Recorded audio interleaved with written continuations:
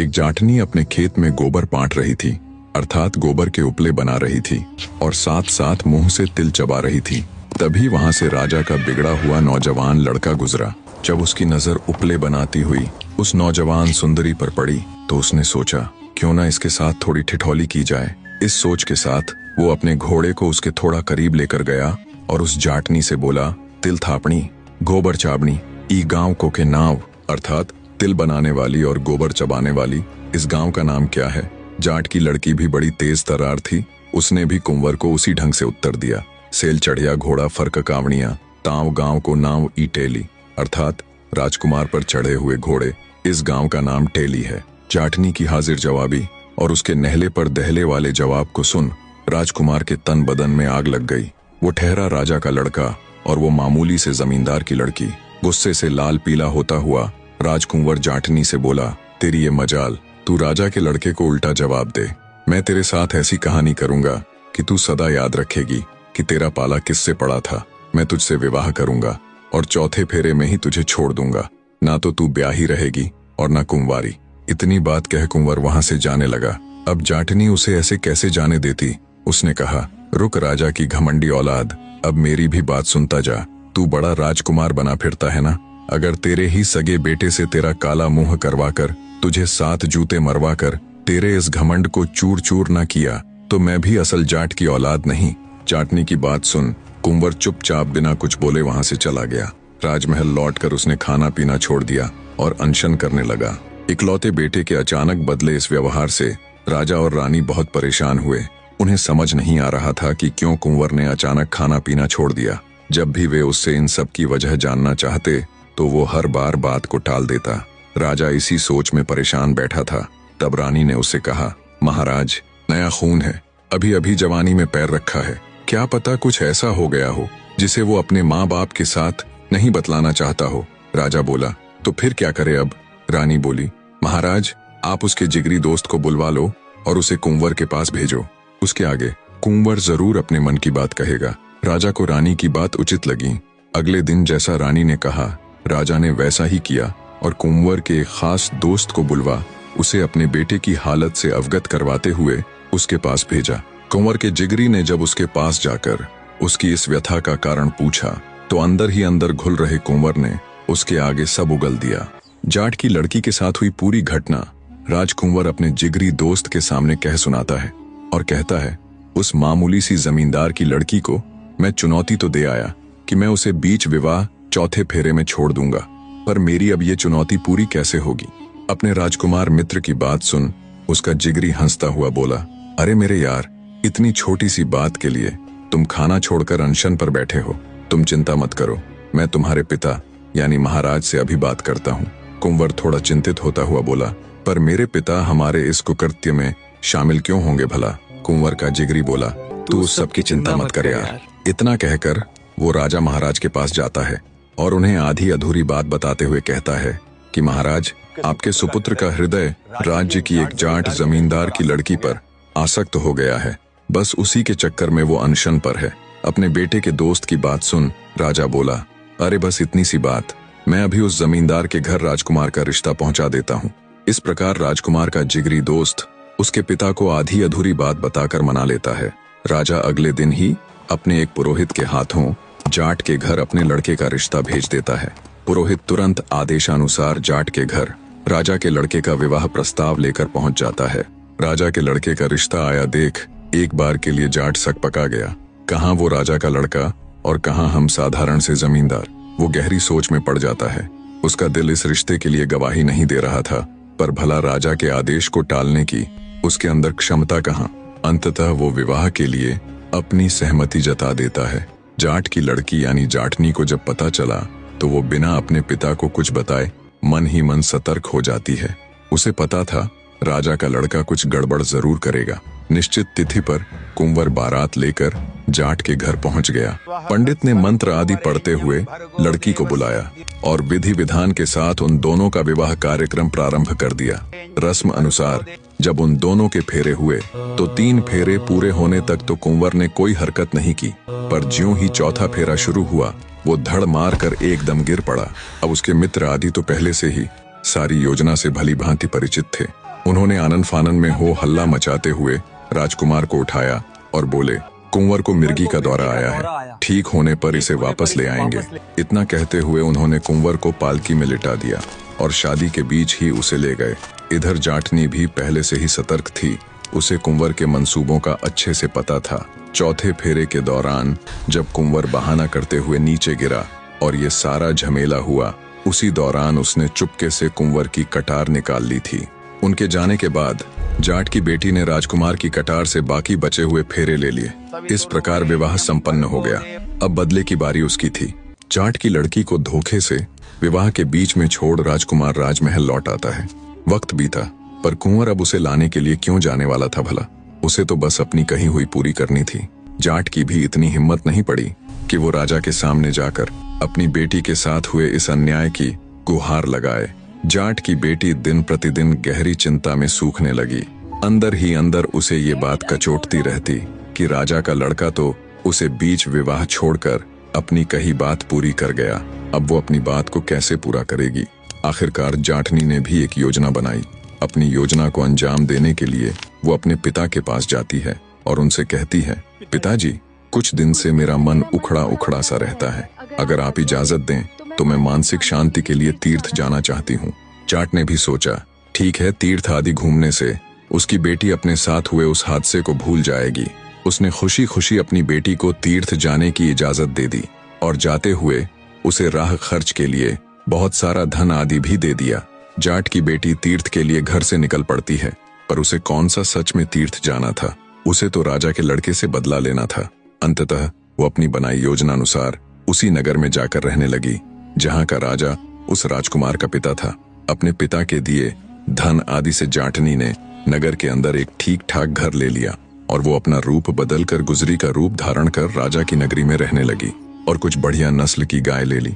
योजना के तहत वो अपनी गायों को हरे चारे के साथ साथ बहुत से सूखे मेवे खिलाती। मेवे चराने से गाय का दूध अति उत्तम होता चला गया। गुजरी बनी जाटनी ने अपने गायों के उस प्योर दूध से दही जमानी शुरू कर दी और शाम के समय वो पूरी तरह बन ठन कर नगर के चौक में अपनी दही बेचने के लिए जाने लगी। जो कोई भी उस गुजरी से दही खरीदने आता और जब दही के दाम पूछता तो गुजरी दही का भाव 100 रुपये बताती। उस समय 100 रुपये बहुत अधिक होते थे। एक दिन राजकुमार का दोस्त जब चौराहे से गुजरा तो उसने भी गुजरी बनी जाटनी से दही का भाव पूछा। 100 रुपये बताने पर उसने सोचा, अवश्य ही कोई खास प्रकार की दही होगी, इसलिए इसका मूल्य इतना अधिक है। उसने गुजरी से वो दही खरीद ली और राजमहल जाकर वो दही उसने राजकुमार को दे दी। राजकुमार ने जब दही का स्वाद चखा तो उसकी तबीयत फड़क उठी। एक राजकुमार होते हुए भी उसने ऐसी स्वादिष्ट दही कभी नहीं खाई थी। दही के स्वाद से अभिभूत हो जब उसने अपने मित्र से उस अत्यधिक स्वादिष्ट दही का राज पूछा तो उसके दोस्त ने उसके आगे की पूरी बात कह सुनाई। राजकुमार ने सोचा, जिसकी दही इतनी स्वादिष्ट, इतनी उत्तम है, वो स्वयं कैसी होगी? ऐसा सोचकर वो अगले दिन खुद गुजरी के पास जाने का विचार करता है। गुजरी आम दिनों की ही तरह नगर के चौराहे में खड़ी अपनी दही बेच रही थी। तभी राजकुमार उस गुजरी के पास आता है और उससे दही देने को कहता है। वो ये बिल्कुल भी नहीं पहचान सका कि ये गुजरी और कोई नहीं बल्कि वही जाटनी है जिसे उसने विवाह के बीच में ही छोड़ दिया था। राजा का लड़का गुजरी के रूप सौंदर्य पर आसक्त हो जाता है। गुजरी यानी जाटनी की तो शुरू से ही ये योजना थी कि वो किसी प्रकार राजा के लड़के को अपने जाल में फांस सके। अब राजकुमार हर रोज गुजरी के पास दही के बहाने आने लगा। एक दिन गुजरी ने उसे अपने डेरे में आमंत्रित किया। दोनों का प्यार प्रवान चढ़ा और वो एकांत में बने गुजरी के डेरे में मिलने लगे। इस प्रकार गुजरी यानी जाटनी गर्भ धारण कर लेती है। अगली बार जब राजकुमार उसके पास आया तो वो राजकुमार से अपने घर जाने की इजाजत लेते हुए कहती है, अब मुझे मेरे घर जाना पड़ेगा, मुझे बहुत दिन हो गए, घर वाले चिंता में होंगे। राजकुमार गुजरी को रोकने की बहुत चेष्टा करता है पर वो नहीं मानती। अंततः गुजरी राजकुमार को जल्दी ही दोबारा मिलने का आश्वासन देती है। उसकी बात से सहमत हो राजकुमार उसे निशानी के तौर पर अपनी अंगूठी निकाल कर देते हुए कहता है, अब की बार जब तुम हमारे राज्य में आओ तो तुम्हें कहीं बाहर ठहरने की आवश्यकता नहीं। तुम पहरेदारों को मेरी ये अंगूठी दिखाकर सीधी राजमहल चली आना। राजकुमार की अंगूठी ले जाटनी फिर से अपने गांव अपने पिता के पास लौट जाती है। तय समय पर जाटनी ने एक बड़े ही स्वस्थ और तेजस्वी पुत्र को जन्म दिया। पुत्र के जन्म पर उसने अपने पिता को भी अपनी सारी योजना बता दी। समय अपनी गति के साथ बीतने लगा। जाटनी अपने पुत्र का खान पान का विशेष ध्यान देती, जिससे वो दिन दूनी और रात चौगुनी गति से बढ़ने लगा। जाटनी से पैदा हुआ वो तेजस्वी लड़का अपनी उम्र के सभी लड़कों से होशियार और बलवान था। खेल खेल में वो अपने साथ खेलने वाले दूसरे लड़कों को पीट दिया करता था। ऐसे ही एक दिन जब वो खेल रहा था तो उसने एक ब्राह्मण के लड़के को घोड़ा बनाया और खुद उस पर सवार हो गया। घोड़े बने उस लड़के को जाटनी के लड़के ने बुरी तरह से पीट दिया। रोते चिल्लाते ब्राह्मण का लड़का जब अपने घर जाकर अपनी माँ को सारा माजरा बताता है तो उसकी माँ जल भुन उठती है। अत्यंत क्रोधित होते हुए वो जाट के घर जाती है और जाटनी पर बिफर पड़ती है। छिनाल कहीं की, ना जाने किसका लड़का लाई है। गांव के सभी लड़कों की नाक में दम किया हुआ है। मन आया उसको पीट दिया, मन आया उसे मार दिया। हरामी कहीं का। गुस्से से भरी ब्रह्माणी जब ये बातें जाटनी को कह रही थी तब जाटनी का बेटा भी सारी बातें सुन लेता है। उसके तन बदन में आग लग जाती है। ब्रह्माणी के जाने के बाद वो गुस्से से लाल पीला होता हुआ अपनी माँ के पास गया और बोला, या तो मुझे मेरे पिता का नाम बता, अन्यथा मैं तुझे मार डालूंगा। मैं भूल जाऊंगा कि तुम मेरी माँ हो। अपने बेटे के मुख से ये बात सुन उसकी माँ की आंखें स्वतः ही नम हो जाती हैं। वो कहती है, मैं तुझे तेरे पिता का नाम अवश्य बतला दूंगी, पर मेरी एक शर्त है कि तू अपने बाप का काला मुंह करके उसे 7 जूते मारेगा। अपनी माँ की बात सुन लड़का हैरान होते हुए बोला, पर क्यों? तब जाटनी अपने बेटे के आगे पूरी बात खोल देती है कि कैसे घमंड में चूर उसके राजकुमार पिता ने अपनी बात पूरी करने के लिए उसे धोखे से बीच विवाह ही छोड़ दिया था, और कैसे तब वो उसके पिता का घमंड तोड़ने के लिए गुजरी का वेश धारण कर उससे फिर से मिली। माँ की पूरी बात सुन लड़का सन्न रह गया। मुझे माफ कर देना माँ, मैंने उस ब्राह्मणी की बात सुन आपको गलत समझा। मैं आपसे वादा करता हूँ कि मैं आपके कहे वचनों को झूठा नहीं होने दूंगा। मैं अपने उस अहंकारी पिता का मुंह काला करके उसे 7 नहीं बल्कि 14 जूते मारूंगा, 7 आपके नाम के और 7 मेरे नाम के। अपनी माँ से ये वायदा कर जाटनी का बेटा अपने पिता के नगर की तरफ चल पड़ता है। दूसरी तरफ राजकुमार ने अपने पिता के निधन उपरांत राजकाज खुद संभाल लिया था। अब वो राजकुमार नहीं बल्कि संपूर्ण राज्य का राजा था। जाटनी का लड़का जब अपने पिता के नगर में पहुंचा तो उसे भी पता चल गया कि उसका पिता ही अब वहां का राजा है। लड़के ने अपने मन में दृढ़ निश्चय किया कि बेशक उसका पिता राजा हो, पर वो अपना वादा पूरा कर उसे सबक जरूर सिखाएगा। पूरे नगर को अच्छे से घूम फिर कर देखने के बाद जाटनी का लड़का नगर की एक बूढ़ी मालिन के घर ठहर जाता है। मालिन ने पहले तो उसे टरकाना चाहा, पर जब लड़के ने उसे एक सोने का टका दिया तो उसने खुशी खुशी उसे अपने यहाँ ठहरा लिया। रात को जाटनी के लड़के ने पूरे नगर में इश्तिहार चिपका दिए कि 1.5 छेल की नगरी में 2.5 छेल आयो है, ठगाए गो ठगा वैगो कोनी। कहानी को बीच में रोककर आपको जाटनी के लड़के के इश्तिहार का मतलब अच्छे से बताता चलूं। दरअसल पुराने समय में 1.5 छेल शब्द का प्रयोग बहुत ही चालाक लोगों के लिए किया जाता था, और 2.5 छेल यानी चालाकों का भी चालाक। तो जाटनी के लड़के ने खुले शब्दों में पूरे नगर को चुनौती दी कि इस शहर के सारे लोग मिलकर भी सिर्फ 1.5 चालाक हैं, और अब उनमें 2.5 चालाक यानी मैं आ गया हूँ। अब कोई उसे ठग नहीं सकता, क्योंकि जो खुद ठगता है उसे ही ठगने वाला कोई नहीं होता। राजा के कानों तक जब ये खुली चुनौती पहुंची तो उसके अहम को बड़ी ठेस पहुंची। तमतमाते हुए राजा ने घोषणा की कि जो कोई भी इस 2.5 छेल को पकड़ेगा वो उसे बहुत बड़े इनाम से नवाजेंगे। राजा की घोषणा नगर में फैली तो मीणा जाति के लोगों ने 2.5 छेल को पकड़ने का बीड़ा उठाया। पुराने समय में मीणा जाति एक बहादुर और योद्धा जाति मानी जाती थी। मीणा जाति के लोग राजा के समक्ष उपस्थित हुए और बड़े आत्मविश्वास के साथ बोले, हम उस दुष्ट 2.5 छेल को पकड़ कर दिखाएंगे। राजा ने खुशी खुशी उन्हें शुभ कामनाएं दी। दूसरी तरफ 2.5 छेल यानी जाटनी का लड़का उस बूढ़ी मालिन से पूछता है, बुढ़िया माई, आज नगर में ये हो हल्ला कैसा है? तब बूढ़ी मालिन बोली, अरे बेटा क्या बताऊं, नगर में कोई 2.5 छेल आया है जिसे पकड़ने का जिम्मा आज मीणा जाति के लोगों ने उठाया है। बूढ़ी मालिन की बात सुन शातिर मुस्कान के साथ 2.5 छेल बोला, ओह तो ये बात है। जैसे ही रात्रि हुई मीणा लोग चौकसी के साथ नगर में निकल पड़ते हैं। दूसरी तरफ 2.5 छेल एक ज्योतिषी का रूप धारण कर मीनों के घर पहुंच जाता है और उनकी स्त्रियों को इकट्ठा कर उनसे कहता है, आज रात तुम्हारे घर डाकू आने वाले हैं जिनके बदन पर सिर्फ कच्छा होगा और वे गंजे होंगे। इसलिए तुम पहले ही ईंट और पत्थर इकट्ठे कर तैयार रहना। जब वे खुद को घर मालिक बताते हुए अंदर घुसना चाहे तो उन पर ईंट पत्थर बरसा देना। इस तरह ज्योतिषी रूपी अढ़ाई छैल मीणाओं की स्त्रियों को बहला फुसलाकर वहां से चला जाता है। फिर वो एक नाई यानी बाल काटने वाले का रूप धारण कर एक तालाब के किनारे बैठ जाता है। घूमते घूमते जब मीणा लोग तालाब की तरफ आए तो उन्होंने उससे पूछा, कौन है रे तू और इस समय यहाँ क्या कर रहा है? तब नाई रूपी अढ़ाई छैल बोला, दरअसल आज रात अढ़ाई छैल अपनी हजामत यानी दाढ़ी बनवाने के लिए मेरे पास आने वाला है, बस उसी के इंतजार में बैठा हूँ। नाई की बात सुन मीणा लोगों की आंखें चमक उठी। अढ़ाई छैल आने वाला है। वे नाई से बोले, हम भी यहाँ छिपकर उसका इंतजार करेंगे। तब नाई बोला, नहीं नहीं, ऐसे तो वो तुम्हें पहचान लेगा। एक काम करता हूँ, तुम्हारे बाल काटकर तुम सबको गंजा कर देता हूँ, फिर तुम सब तालाब में घुस जाना और सिर्फ अपना सिर बाहर रखना। गंजे होने के कारण अढ़ाई छैल तुमको देख नहीं पाएगा। जैसे ही वो आए तुम तुरंत उसे पकड़ लेना। और एक बात याद रखना, जब तुम्हें राजा से अढ़ाई छैल को पकड़ने का इनाम मिले तो मुझे मत भूल जाना। इस तरह नाई रूपी अढ़ाई छैल मीणा लोगों को भी बेवकूफ बना देता है और वे खुशी खुशी उसके कहे अनुसार करते हैं। जब वे गंजे होकर पानी में उतरे तो अढ़ाई छैल उनके वस्त्रों को वहां से उठाकर चंपत हो जाता है और वे तालाब में उसका इंतजार कर रहे थे। जब अढ़ाई छैल के इंतजार में मीणा लोगों को तालाब के अंदर बैठे आधी रात से भी ज्यादा गुजर गई, तब उनकी बुद्धि ने काम किया कि हो ना हो वो हरामखोर नाई ही अढ़ाई छैल था जो हम सबको बेवकूफ बना गया। वे दुखी मन से तालाब से निकलते हैं। देखा तो उनके वस्त्र भी गायब हैं। बेचारे कच्चे कच्चे में ही घर की तरफ हो लिए।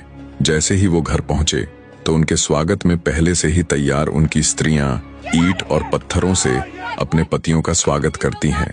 वे चिल्लाते रहे कि वे उनके पति हैं, पर वे नहीं रुकी।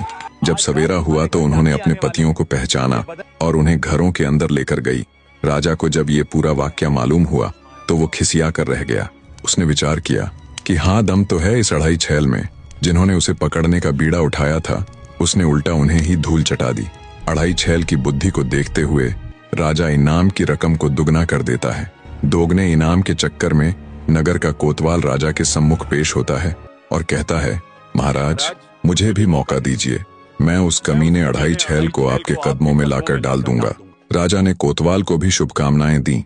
जाठनी का लड़का यानी अढ़ाई छैल फिर से बातों बातों में बूढ़ी मालिन से पता कर लेता है कि आज नगर के कोतवाल ने उसे पकड़ने का बीड़ा उठाया है। उधर शाम होते ही कोतवाल गश्त के लिए निकल पड़ता है और इधर जाटनी का लड़का एक बूढ़ी स्त्री का रूप बना फटे पुराने कपड़े पहनकर नगर के चौक में बैठकर दाना दलने लग जाता है। कोतवाल वहां से गुजरा तो बूढ़ी स्त्री को देख बोला, क्यों री बुढ़िया, इस वक्त तू यहाँ क्या कर रही है? बुढ़िया बने अढ़ाई छैल ने हकलाते हुए बूढ़ी स्त्री की तरह ही जवाब दिया, क्या बताऊं हुजूर, अढ़ाई छैल आया था और अपने घोड़े के लिए दाने दलवाने का काम सौंप गया। बस उसी के काम में लगी हूँ, वो आता ही होगा। बूढ़ी की बात सुन नगर कोतवाल चहक उठा। बोला, तुम हटो यहाँ से बूढ़ी माई और अपने ये वस्त्र मुझे दे दो। इस प्रकार नगर कोतवाल बूढ़ी के वस्त्र पहन नगर चौक में दाने दलने लगा। बुढ़िया रूपी अढ़ाई छैल कोतवाल के कपड़े ले वहां से चंपत हो जाता है और कोतवाल पूरी रात नगर चौराहे में बैठा दाना दलता रहा। जब दिन निकलना शुरू हुआ तब आते जाते लोग कोतवाल के ऊपर हंसते कि ये आज कोतवाल को क्या हो गया जो इस भेष में नगर चौराहे पर बैठा दाना पीस रहा है। लोगों को खुद पर हंसते देख कोतवाल ने तुरंत वो सारा ताम झाम फेंक दिया और माथा पकड़कर बैठ गया। साला वो अढ़ाई छैल बुढ़िया का रूप बना मेरे साथ भी खेला कर गया। राजा को जब इस सारे घटनाक्रम का पता चला तो वो भी दांत पीस कर रह जाता है। जाटनी के लड़के ने राजा की नाक में दम किया हुआ था। जब मीणा जाति के लोगों ने उसे पकड़ना चाहा तो उसने उल्टा उन्हीं के सिर मूंडकर उनकी ही स्त्रियों द्वारा उन पर ईंट पत्थर बरसवा दिए। जब नगर के कोतवाल ने उसे पकड़ना चाहा तो उसने कोतवाल को भी सबक सिखाते हुए उससे बीच चौराहे में दाना दलवाया, जिससे वो लोगों के बीच मजाक का पात्र बनकर रह गया। इन घटनाओं के बाद पूरे नगर में अढ़ाई छैल का भय इस कद्र हो चुका था कि अब कोई भी नगर निवासी उसे पकड़ने के लिए आगे नहीं आ रहा था। लोगों को ये बात जच गई थी कि अगर अढ़ाई छैल को पकड़ने गए तो उल्टा हमें ही लेने के देने पड़ जाएंगे। राजा भी उससे अत्यंत परेशान था। अंततः राजा ने उसे पकड़ने वाले को आधा राज्य देने की घोषणा की। आधे राज्य के लालच में इस बार फौजदार हिम्मत करके आगे आया। बड़े ही विश्वास के साथ उसने राजा से कहा, होगा महाराज, वो 2.5 छैल, पर अब तक उसका पाला मुझसे नहीं पड़ा है। कल सुबह वो आपके कदमों में होगा। राजा ने बुझे हुए मन से फौजदार को भी शुभकामनाएं दी। इधर जाटनी के लड़के यानी 2.5 छैल ने बातों बातों में फिर से बूढ़ी मालिन के आगे वही बात छेड़ दी। क्यों री बूढ़ी माई, अब की बार किसने 2.5 छैल को पकड़ने का बीड़ा उठाया है? तब बूढ़ी मालिन दबी हुई आवाज में कहती है, बेटा अब की बार फौजदार ने उस 2.5 छैल को पकड़ने की ठानी है। क्यों री माई, कौन कौन है इस फौजदार के परिवार में? बुढ़िया बोली, बस 3 जन हैं, खुद फौजदार, उसकी पत्नी और उनकी बेटी, जिसे ब्याहे 12 साल बीत चुके हैं, पर उसका पति कभी उसे लेने के लिए नहीं लौटा। बड़े किस्मत के मारे हैं बेचारे। मालिन की बात सुन जाटनी का लड़का फौजदार को भी सबक सिखाने के लिए एक योजना बनाता है। वो चुपके से ज्योतिषी का रूप धारण कर फौजदार के घर के आसपास घूमने लगता है। कोई बुझा निकलवा लो, किसी का गया हुआ अपना कब लौटेगा भी कि नहीं, ज्योतिषी को सब खबर है। ये कहते हुए जब उसने 3-4 बार फौजदार के घर के आगे चक्कर लगाए तो फौजदार बाहर आया। उसने ज्योतिषी को अंदर बुला उसके आगे अपना दुखड़ा रोया। हे ज्योतिषी, मेरी बेटी की शादी को 12 वर्ष बीत चुके हैं, पर मेरा दामाद उसे लेने के लिए नहीं लौटा। फौजदार की बात सुन जाटनी का लड़का बोला, अरे आपका भाग्य तो कुछ और ही कह रहा है, जल्दी ही आपके भाग खुलने वाले हैं। ज्योतिषी की बात सुन फौजदार खुशी के साथ साथ अचंभित होते हुए बोला, कैसे ज्योतिषी बाबा, कृपया थोड़ा और खुलकर बताइए। तब ज्योतिषी बोला, आपका दामाद बहुत बड़ा व्यापारी बन गया है और आपके भाग्य अनुसार वो आज रात ही आपके घर पधारने वाला है, इसलिए आज चौकन्ने रहना। फौजदार बड़ा खुश हुआ। उसने ज्योतिषी को बहुत अच्छी भेंट देकर विदा किया। जिस बाप की जवान बेटी ब्याह के 14 साल बाद भी घर बैठी हो, उसे अगर पता चले कि उसका दामाद पूरे 14 वर्ष बीत जाने के बाद उसकी बेटी को लेने के लिए आने वाला है, तो उसे भला नींद कैसे आ सकती है। बिल्कुल उसी परिस्थिति में आज फौजदार था। वो ज्योतिषी के कहे अनुसार चौकन्ना हुआ अपने दामाद के आने का इंतजार कर रहा था। रात हुई तो जाटनी का लड़का एक व्यापारी का वेश धारण कर फौजदार के घर के आगे ये कहते हुए चक्कर लगाने लगा कि यही आसपास मेरी शादी हुई थी। पता नहीं कौन सा घर था। अब फौजदार तो परिवार सहित पहले से ही कान खड़े कर दामाद के इंतजार में थे। फौजदार तुरंत बाहर निकला और बोला, याद कैसे रहेगा इतने दिनों बाद जो तू आया है, और उसे आदर सहित घर के अंदर ले गया। उसका अच्छे से आतिथ्य किया। उसके लिए घर के ऊपर बने चौबारे में बढ़िया बिस्तर लगवा दिया। दामाद की अच्छे से खातिरदारी करने के बाद फौजदार खुद 2.5 छैल की तलाश में निकल गया। जब आधी रात हुई तब जाटनी के लड़के ने पास सोती हुई फौजदार की लड़की को उठाया और चाकू दिखाकर धमकाते हुए बोला, जरा भी शोर किया तो जान से मार दूंगा, और उसके सारे गहने आदि उतरवा लिए। जाते हुए जाटनी के लड़के ने फौजदार की लड़की को खाट से बांधकर उसके मुंह में कपड़ा ठूंस दिया और बोला, कह देना अपने बाप को कि तू कहाँ 2.5 छैल को बाहर ढूंढता फिर रहा है। वो तो तेरा जमाई बन तेरे घर आया था। इतना कहकर घर में रखा अन्य धन आदि लेकर जाटनी का लड़का रफू चक्कर हो गया। सुबह हुई और सारा भेद खुला तो फौजदार ने भी अपना सिर पीट लिया। जब राजा तक ये खबर पहुंची तो उसके सब्र का बांध भी टूट गया। साले सब के सब निकम्मे हैं, कोई किसी काम का नहीं। अंततः राजा ने खुद 2.5 छैल को पकड़ने का बीड़ा उठाया। उधर जाटनी के लड़के ने बूढ़ी मालिन को लूटा हुआ बहुत सारा धन दिया और बोला, क्यों री माए, आज किसने बीड़ा उठाया है 2.5 छैल को पकड़ने का? मालिन बोली, अरे बेटा क्या बताऊं, उस 2.5 छैल ने तो पूरे नगर की नींद उड़ा रखी है। अब खुद राजा महाराज ने ही उसे पकड़ने का बीड़ा उठाया है। मालिन की बात सुन शातिर हंसी हंसता हुआ 2.5 छैल बोला, ओह, तो आज राजा साहब खुद निकलेंगे 2.5 छैल को पकड़ने के लिए। इसी दिन का तो उसे शुरू से इंतजार था। रात हुई तो राजा ने नगर के चारों दरवाजे बंद करवा दिए और आखिरी दरवाजे पर अपराधियों को ठोकने वाला काट रखकर खुद वहां पर पहरा देने लग जाता है। उधर जाटनी के लड़के ने एक अत्यंत सुंदर लड़की का वेश धारण कर लिया और हाथों में पूजा की थाली लेकर निकल पड़ा नगर में। जब सुंदर युवती बना जाटनी का लड़का राजा के नजदीक से गुजरा तो उसे देख राजा को भी बड़ा अचंभा हुआ। सोचा, नव युवती इतनी रात को हाथ में पूजा की थाल लिए भला कहाँ जा रही है। राजा उसे आवाज देकर रोक लेता है और कहता है, कौन हो तुम और इतनी रात को कहाँ जा रही हो? युवती ने आत्मविश्वास के साथ निर्भीकता से उत्तर दिया, मैं फौजदार की बेटी हूँ। राजा बोला, इतनी रात को कहाँ जा रही हो बेटी? इस पर युवती ने कुछ लज्जा कर कहा, महाराज आपको तो यह पता ही है कि कल रात वो दुष्ट अढ़ाई छेल हमारे घर आया था। लूटपाट के साथ साथ उस हरामी ने मेरा धर्म भ्रष्ट भी कर दिया। अंततः पास ही के भैरव मंदिर में फिर से पवित्र बनने के लिए जा रही हूँ। भैरव जी की कृपा से मेरा कलंक दूर हो जाएगा। इतना कह युवती रूपी जाटनी का लड़का वहां से चला गया। थोड़ी देर बाद जब वो वापस आया तो फिर से राजा के पास रुक गया और काठ की तरफ इशारा करते हुए उसने राजा से पूछा कि महाराज ये क्या चीज है। राजा बोला, बेटी ये काठ है, इसमें अपराधियों को पकड़कर कस दिया जाता है। आज उस दुष्ट अढ़ाई छेल को पकड़कर इसी के अंदर डालूंगा। राजा की बात सुन बड़े ही भोलेपन के साथ युवती बोली, महाराज ये भला कैसा यंत्र है, इससे पहले तो ऐसा कुछ मैंने कभी नहीं देखा। मैं भी तो देखूं कि इसमें अपराधी कैसे ठोका जाता है। युवती के इतना कहने पर राजा ने अपना एक पैर काठ में रखा और बोला कि देख, इस तरह एक पैर इस छेद में डाल दिया जाता है और दूसरा पैर 3 छेद छोड़कर चौथे छेद में, और फिर इस काठ को बंद करके ताला लगा दिया जाता है। युवती बोली, महाराज मैं देखना चाहती हूँ, कृपया आप एक बार मुझे भी इसमें बंद करके दिखाइए ना।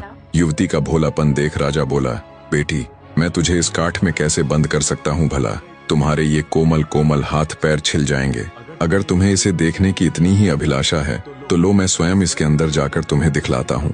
इतना कहकर राजा ने अपने दोनों पांव और हाथ उस काठ के अंदर डाल दिए। युवती बना जाटनी का लड़का तो कब से इसी फिराक में था। उसने तुरंत उस काठ को बंद कर ताला जड़ दिया। राजा बोला, ये क्या कर रही हो बेटी, अब मुझे निकालो इसके बाहर, खोल दो इस ताले को। तब जाटनी का लड़का बोला, मैं तेरी कोई बेटी बेटी नहीं हूँ, मैं तो तेरा फूफा अढ़ाई छेल हूँ। ये सुन राजा की आंखें फटी की फटी रह जाती हैं।